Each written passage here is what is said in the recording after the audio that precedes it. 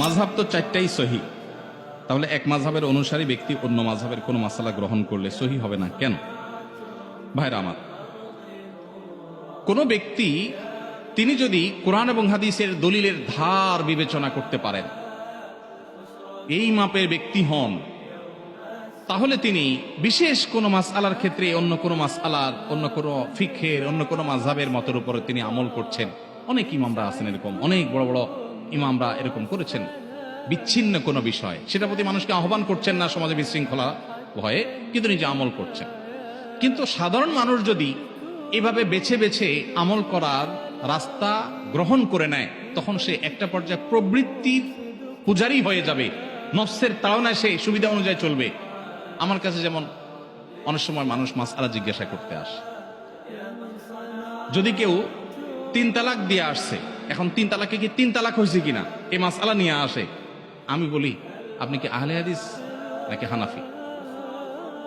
আহলে হাদিস যদি হন তাহলে মাসালা আপনার একরকম, হানাফি হলে আপনার মাসালা আরেক রকম। যেহেতু 3 তালাক একসাথে দিলে 3 তালাক হবে, এটা জমহুর ইমামদের মত, হানাফি, শাফি, মালিকি, হাম্বলি, প্রায় সব ইমামদের মত। ওলামায়ে আহলে হাদিস তাদের দৃষ্টিভঙ্গি হলো অন্য আরো কোন ইমামের মতের উপর ভিত্তি করে তারা মনে করেন যে একসাথে 3 তালাক দিলে একটা পদ্ধতি হবে, 3টা হবে না। এখন আপনি মাসালা জিজ্ঞাসা করতে গেছেন, ধরেন একজন এই মাসালা জিজ্ঞাসা করতেছেন আহলে হাদিস হুজুরের কাছে, আপনি মানুষ হলেন হানাফি, কারণ আপনি জানেন যে আহলে হাদিস হুজুর 1 তালাকের ফতোয়া দিবে, তাহলে আপনি আবার ঘর করতে পারবেন।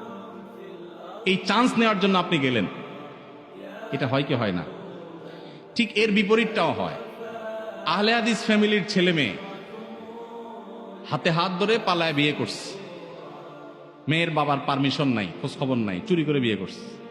এবার মাসালা জিজ্ঞেস করতে আসছে হানাফি হুজুরের কাছে, হুজুর বিয়ে হয়েছে কিনা? কারণ হানাফি মাযহাব অনুযায়ী বিয়ে হয়ে যায়, কিন্তু উলামায়ে আহলে হাদিস এর মত হলো বিয়ে হবে না। তো এইভাবে মানুষ সুবিধা অনুযায়ী মাসআলা নেওয়া শুরু করলে তখন কোরআন হাদিসের অনুসরণ হবে না, নফসের পূজা হবে। এই নফসের পূজা করলে তখন নাজাত মিলবে না, জাহান্নামে যেতে হবে। সুবিধা অনুযায়ী যদি কেউ মাসআলা এরকম বাছাই বাছাই করে আমল করে, এই রাস্তাটা খোলার বিরাট আশঙ্কা আছে। সেজন্যই মূলত উলামায়ে কেরাম নিষেধ করেন।